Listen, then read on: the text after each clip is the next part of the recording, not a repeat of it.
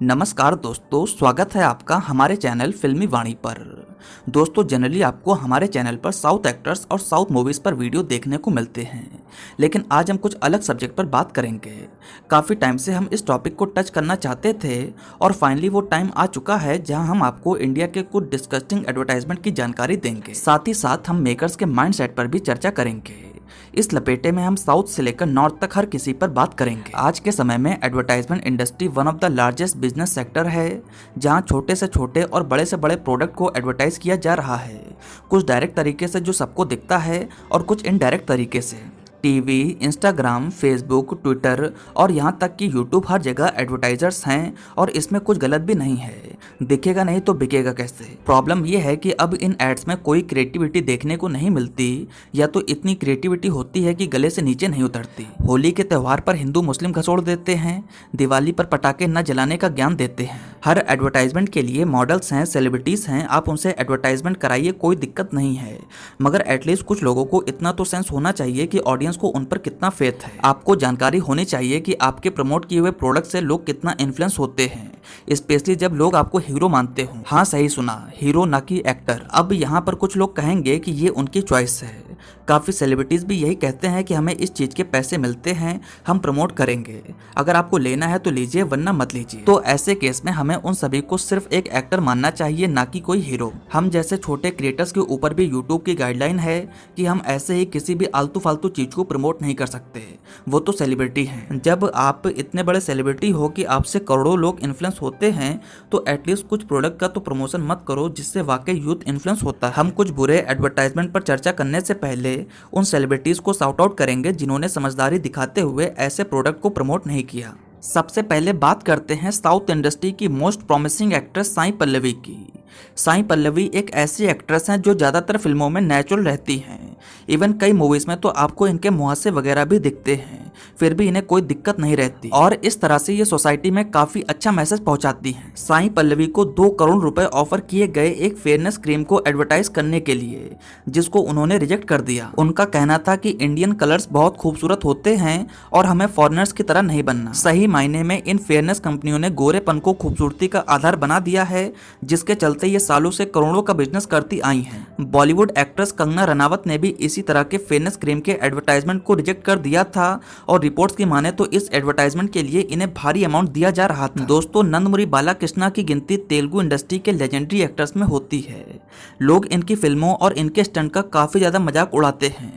In fact इनके behaviour को भी खूब क्रिटिसाइज किया जाता है। लेकिन एक चीज के लिए नंदमुरी बालाकृष्णा को अप्रिशिएट किया जाना चाहिए और वो है तेलुगु पर्सन्स के लिए इनकी पर्सनल फीलिंग। नंदमुरी बालाकृष्णा ने अपने पूरे फिल्मी करियर में किसी भी तरह के एडवर्टाइजमेंट और टीवी कमर्शियल्स में काम नहीं किया। उनका कहना है कि वे कभी भी अपने लोगों को चीट करके उनका फायदा नहीं उठाएंगे। ये चीज उन्होंने अपने पिता NTR सीनियर साहब से सीखी है, जिन्होंने अपने पूरे करियर में कभी भी किसी एडवर्टाइजमेंट में काम नहीं किया। बॉलीवुड के खिलाड़ी कुमार जो हेल्थ और फिटनेस को लेकर हमेशा अवेयरनेस फैलाते हैं, उनका भी ये रूल है कि वे सिगरेट, अल्कोहल और पान मसाला जैसे प्रोडक्ट को कभी भी इंडोर्स नहीं करेंगे, जिसके चलते उन्होंने बड़े बड़े ऑफर्स रिजेक्ट किए हैं। रणवीर कपूर बॉलीवुड के मोस्ट सेंसिबल एक्टर में से एक हैं। चूंकि वे पैदाइशी गोरे हैं, इसलिए उनको काफी बड़े बड़े ब्रांड्स ने अप्रोच किया। यहाँ रणवीर कपूर का भी यही मानना है कि फेयरनेस क्रीम का ऐड करना उनके फैंस से एक तरह की चीटिंग होगी। उन्होंने भी इस तरह के प्रोडक्ट को कभी भी इंडोर्स न करने का डिसीजन लिया है। जब एक इवेंट में क्रिस्टियानो रोनाल्डो ने कोक की बोतल को किनारे रखा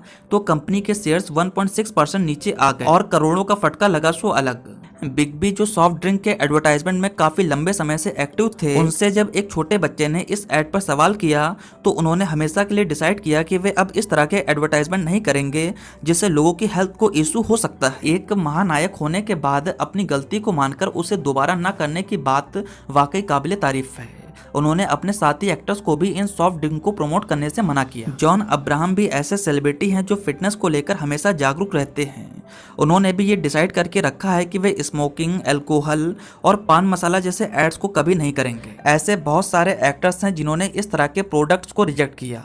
वहीं कुछ सेलिब्रिटीज ने तो ओपनली मीडिया में अपने थॉट्स तक भी रखे हैं। इसके अलावा मोस्ट अंडररेटेड और सुपर एक्टर अभय देओल ने तो सोशल मीडिया पर अपने साथी कलाकारों से ही झगड़ा मोल लिया। उन्होंने बड़े बड़े सेलिब्रिटीज को टारगेट करते हुए उनका इन एड्स में काम करना गलत बताया।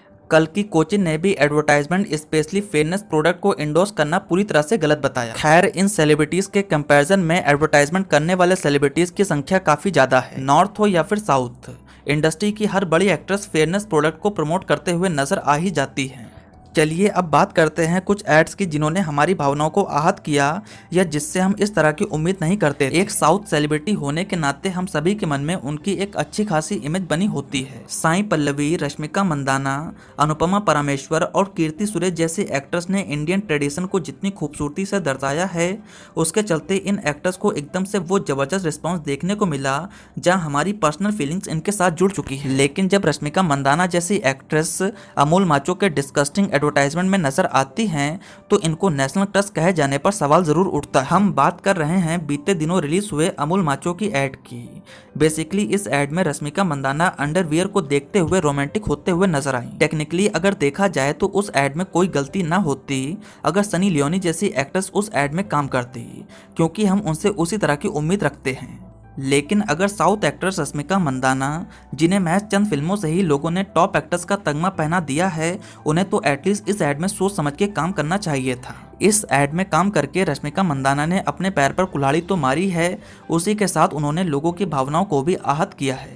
अब एडवर्टाइजमेंट कंपनियां भी समझ चुकी हैं कि भारत में साउथ सेलिब्रिटीज का क्रेज बॉलीवुड के बराबर या उससे ज्यादा हो चुका है। इसलिए अब उन्होंने अपने कैंपेन में एक बॉलीवुड के सेलिब्रिटी और एक साउथ के सेलिब्रिटी को लेना शुरू कर दिया है, जैसे कि रश्मिका मंदाना और विकी कौशल, गार्नियर एड में राम पोथीनैनी और जॉन अब्राहम, पान बहार इलायची के ऐड में टाइगर श्रॉफ और महेश बाबू। वैसे तो इलायची से याद आया कि इलायची एक अच्छी चीज है, माउथ फ्रेशनर के तौर पर काम करती है। ये कंपनियां महज अपनी इलायची पर करोड़ों रुपए का एडवर्टाइजमेंट कर रही हैं, जो कि मार्केट में मात्र 1 रुपए में बिकती है। विमल इलायची का ऐड करने के लिए अजय देवगन काफी मोटी फीस चार्ज करते हैं। अब तो इसका इतना क्रेज हो गया है कि इस ऐड में SRK तक को भी ले आया गया है। ये कंपनियां भी बहुत अच्छे से जानती हैं और आप भी समझते हो कि ये इनडायरेक्टली पान मसाला का ऐड होता है।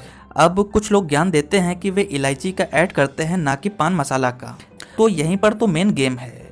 इंडियन गवर्नमेंट के अकॉर्डिंग कोई भी मसाला या गुटखा का एडवर्टाइजमेंट नहीं कर सकता, तो इसी में लूपहोल निकालकर हर ब्रांड का अपना एक इलायची प्रोडक्ट क्रिएट किया गया है। डायरेक्टली बड़े बड़े स्टार्स के द्वारा इलायची प्रमोट की जाती है, वहीं इनडायरेक्टली तो उनका मेन प्रोडक्ट ही प्रमोट होता है। ये बस ऑडियंस को चकमा देने का एक तरीका है, क्योंकि अगर देखा भी जाए तो इलायची महज एक सब्स्टिट्यूट है, वहीं मेन प्रोडक्ट तो कुछ और ही है। बड़े बड़े एक्टर्स इलायची दिखा के खुद को डिफेंड तो कर सकते हैं, मगर सच्चाई तो यही है कि वे एक तरह से मसाला गुटखा को ही प्रमोट कर रहे हैं, जिसके चलते लोग कैंसर का शिकार हो रहे हैं। मुकेश का ऐड हर फिल्म के शुरू में देखने को मिलता है, फिर भी किसी स्टार को कोई दिक्कत नहीं होती। बोलो जुबा केसरी।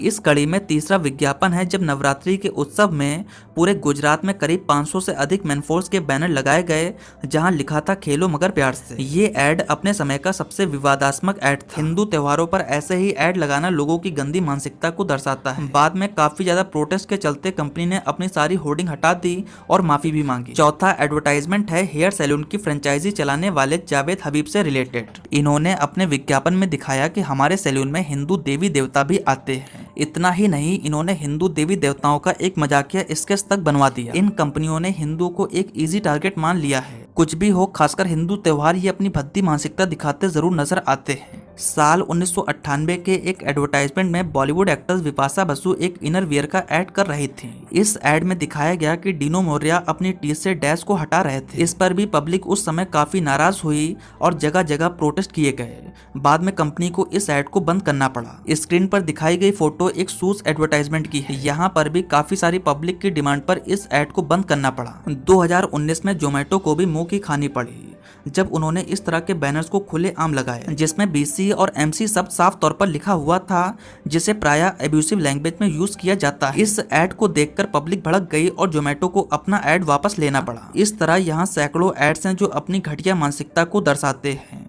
अभी तक तो हमने कुछ पर ही डिस्कशन किया है। इन कंपनियों के लिए हिंदू काफी सॉफ्ट टारगेट रहते हैं और ये हमेशा ही हमारे त्योहारों पर ज्ञान पिलते हैं, चाहे वो सर्फ एक्सल का ऐड हो, कैंट RO का ऐड हो या फिर तनिक्स का ऐड हो। ये सारी कंपनियां ऐसे ही एड्स बनाते हैं जो हमारी फीलिंग्स को आहत करे। तो दोस्तों ये रहा आज का हमारा एक स्पेशल वीडियो। आपको हमारा ये वीडियो कैसा लगा आप नीचे कमेंट सेक्शन में बता सकते हैं। साथ ही साथ अगर आपके पास कोई अच्छा सा टॉपिक हो तो हमें सजेस्ट जरूर करें। अगर आपको मेरा वीडियो पसंद आया हो तो प्लीज़ लाइक करें, कमेंट करें और मेरे चैनल को सब्सक्राइब करें। आपका बहुत बहुत धन्यवाद।